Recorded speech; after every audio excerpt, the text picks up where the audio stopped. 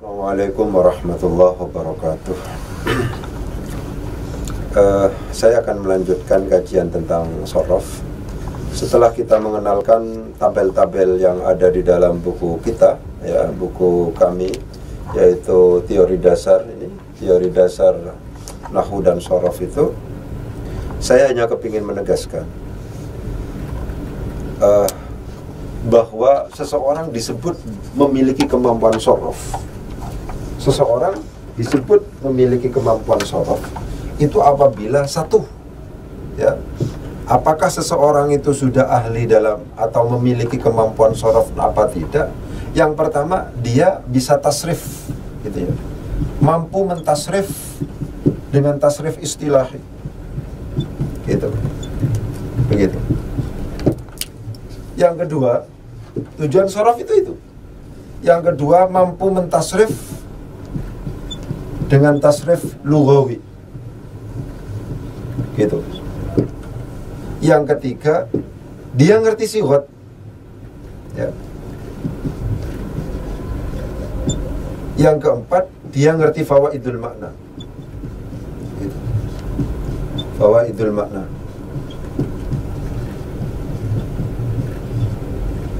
Begitu.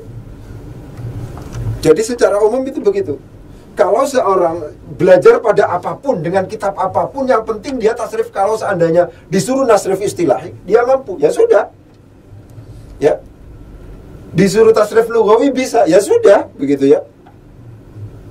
Ngerti sighot, bahwa ini adalah fi'il madhi, ini adalah fi'il mudhari, ini adalah fi'il amar, itu paham. Ini adalah masdar, itu ngerti.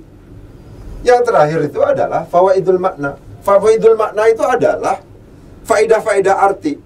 Jadi di dalam shorof itu adalah ketika sebuah wazan tertentu dipindah dari wazan misalnya mujarrad kepada mazid biharfin, mazid biharfaini, mazid bi thalathati ahrufin, itu lil fawaid, karena faedah arti. Gitu.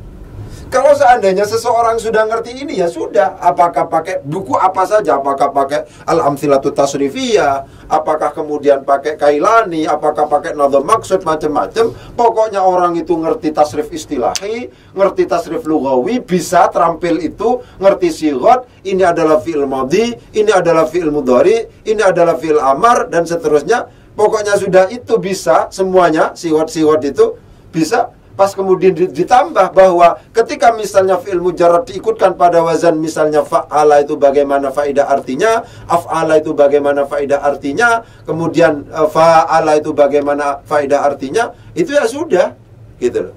Itu penting untuk ditegaskan. Jadi kemampuan shorof itu bertumpu pada ini 4 keterampilan, 4 kemampuan itu. Seseorang sudah dianggap dari aspek shorofnya sudah siap untuk melakukan analisis teks kalau seandainya seseorang itu tasrif istilahinya bagus, tasrif lughawinya bagus, ngerti sighot dia. Ini fi'il madhi, ini fi'il mudhari, ini fi'il amar, ini isim fa'il, ini isim maf'ul, ini isim zaman, ini isim makan, ngerti begitu itu. Pas ngerti fawaidul makna, ini keterampilan yang paling tinggi ini. Ya, kalau di kami kan keterampilan fawaidul makna itu di backup dengan pendekatan kamus. Jadi di pondok kami itu diupayakan ketika ngaji masing-masing anak itu bawa kamus satu-satu, kamus munawir satu-satu. Itu semacam itu. Jadi penting untuk ditegaskan ini. Ya, selanjutnya kita masuk pada tasrif istilahi. Bagaimana poin yang harus diperhatikan dalam konteks tasrif istilahi? Poin yang penting untuk diperhatikan dalam konteks tasrif istilahi itu adalah bahwa ini berangkatnya dari konsep mujarrad mazid. Jadi kalau seandainya kita akan berbicara at-tasrif al-istilahi, misalnya, ini yang harus dijadikan sebagai pegangan adalah kita harus berangkat dari konsep mujarrad dan mazid. Mujarrad dan mazid. Gitu. Seperti yang sering saya tegaskan, mujarrad itu bukan berarti harus kita tinggalkan, ya. Kalau di kami kan jelas bahwa mazid itu harus lebih ditekankan. Pembagian fi'il menjadi mujarrad mazid ini harus menjadi pintu masuk untuk kemudian kita menentukan kebijakan tentang bagaimana harus melatih, harus memberi pelajaran kepada murid-murid kita tentang tasrif istilahi. saya kepingin tegaskan terlebih dahulu bahwa fi'il mujarrad itu sifatnya masmu'. Masmu' itu adalah sama'i. Nah, gitu ya. Bukan sima'i bacaannya, sama'i. Ya, masmu' itu. Sedangkan mazid itu sifatnya adalah qiyasi. Memungkinkan untuk kemudian dianalogkan. Ya. Nah, ini saya memiliki contoh misalnya. Meskipun misalnya kita sudah mondok lama misalnya, ini apa bacaannya? Ad-dad, ghin, as-sa. Itu apa bacaannya? Kalau seandainya kemudian ini tidak pernah kita kenal, ya, maka kita tidak memungkinkan untuk bisa membaca ini. Bagaimana harokat ain fiilnya? Apakah kemudian ini ya, misalnya ini adalah termasuk contoh yang agak ekstrim. Misalnya begini, ad-dad, ghin, as-sa misalnya, ya. Apakah ini mau dibaca, apakah dibaca do, gha, sa, atau do, ghi, sa, atau do, ghu, sa? Ini sama sekali di luar kemampuan kita. Ya. Untuk penentuan harokat ain fi'il dalam fi'il madinya atau dalam fi'il mudhari'nya, apakah pada akhirnya harus dibaca fathah, dhammah, atau kasrah? Untuk fi'il yang sifatnya mujarrad, yang bersifat masmu' atau sama'i itu, kita harus klarifikasi kepada kamus. Begitu. Ternyata kalau seandainya kita lihat di dalam kamus misalnya, ini adalah bacaannya adalah do, pakai do, gha, sa. Ini ada kamus yadghathu. Misalnya begitu. Begini. Ini. Kalau seandainya kita sama sekali tidak pernah membaca ini, pasti tidak bisa kita. Sifat mujarrad itu semuanya seperti itu. Ya, misalnya ini lagi. Ini apa bacaannya? Ain, nun, fa misalnya. Ain, nun, fa. Ini memungkinkan dibaca anafa, memungkinkan dibaca anifa, memungkinkan juga dibaca anufa. Ya. Untuk ain fi'il dalam fi'il mati memungkinkan dibaca dhammah, dibaca fathah, dibaca kasrah, memungkinkan. Pun juga demikian fi'il mudhari'nya, memungkinkan anifa ya anafu, anifa ya anifu. Gitu. Nah, untuk yang pasti untuk menentukan ain fi'il ini dalam fi'il madinya dan fi'il mudhari'nya itu, ya, itu bagaimana bacaannya, maka pendekatan yang namanya kamus itu menjadi kata kunci. Inilah alasan kenapa kok kemudian dalam konteks tasrifan istilahi yang harus lebih ditekankan, sampai kami tadi sudah membuat tabel-tabel takwid macam-macam itu, yang harus ditegaskan atau dipentingkan, ya ditekankan adalah yang bersifat kiasi dibandingkan yang bersifat sama'i. Lagi-lagi harus saya katakan, bukan berarti yang namanya mujarrad sama sekali tidak kita kenalkan. Seperti yang pertama kita tegaskan itu. Mujarrad tetap harus dikenalkan. Fi'il mujarrad itu ada 6 bab. Nah, misalnya begitu.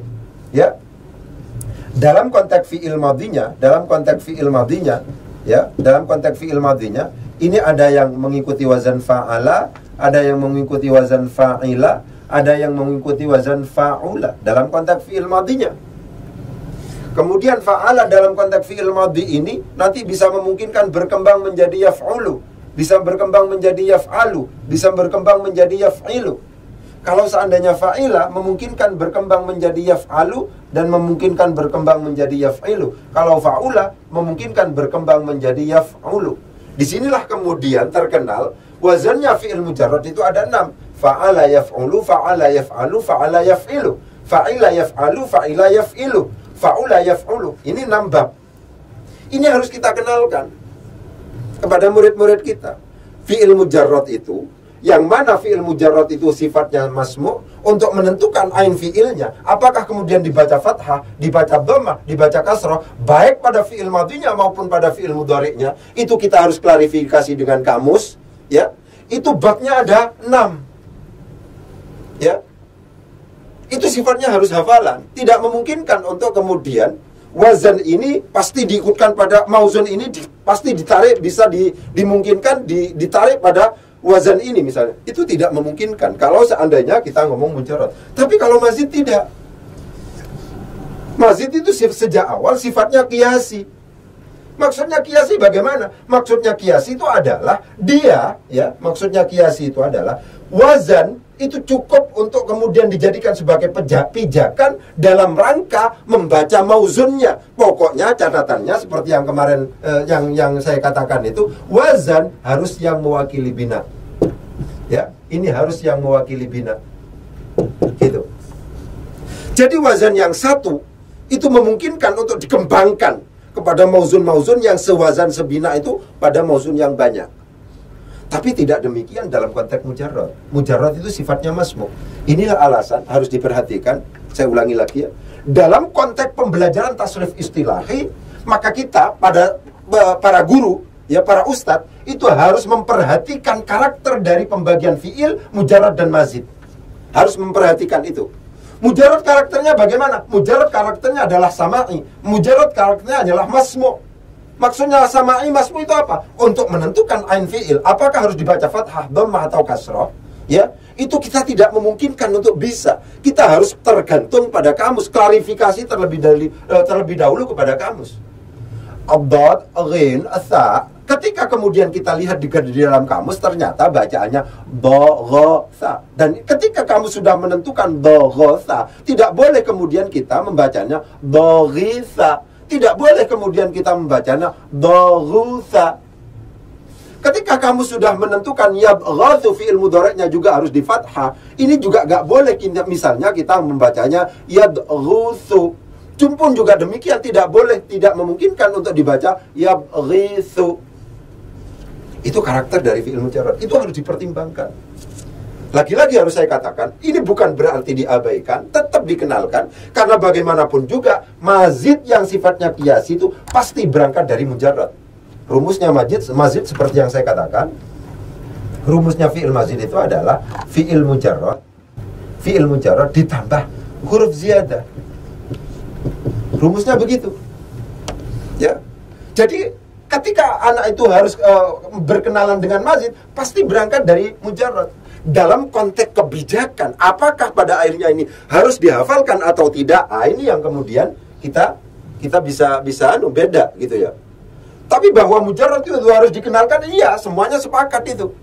Tapi dalam konteks penegasan, kapan ini yang mana yang harus ditekankan untuk kemudian dihafalkan macam-macam, bagi kami yang harus dikenalkan dengan keterbatasan waktu yang ada itu, murid harus lebih ditekankan untuk menghafalkan yang mazid karena dampaknya langsung dirasakan dibandingkan dengan harus menghafalkan mujarrad yang itu dampaknya kurang bisa dirasakan.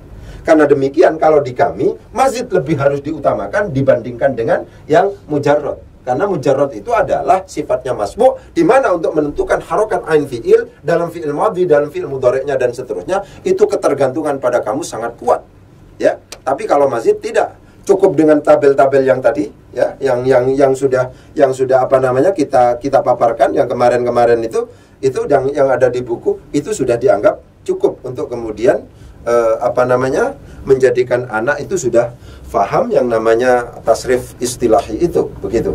Jadi penting ya, penekanan ketika misalnya kita sedang ngajari murid kita, ini masalah paradigma berpikir gitu ya. Memang berangkatnya harus dari mujarrad mazid. Mujarrad lagi-lagi bukan tidak dikenalkan. Mujarrad harus tetap dikenalkan. Tapi kalau sudah menginjak kepada kebijakan kita yang harus dihafalkan itu yang mana? Ini bagi kami yang harus dihafalkan, yang harus ditekankan, yang harus terus dilatih dan seterusnya, itu adalah yang mazid. Kenapa? Karena mazid sifatnya qiyasi, memungkinkan satu wazan, pokoknya sewazan sebina, memungkinkan untuk ditularkan, memungkinkan untuk dikembangkan kepada mauzun-mauzun yang ada. Mungkin itu dulu yang bisa saya sampaikan. Kurang lebihnya mohon maaf. Wabillahi taufiq wal hidayah. Wassalamualaikum warahmatullahi wabarakatuh.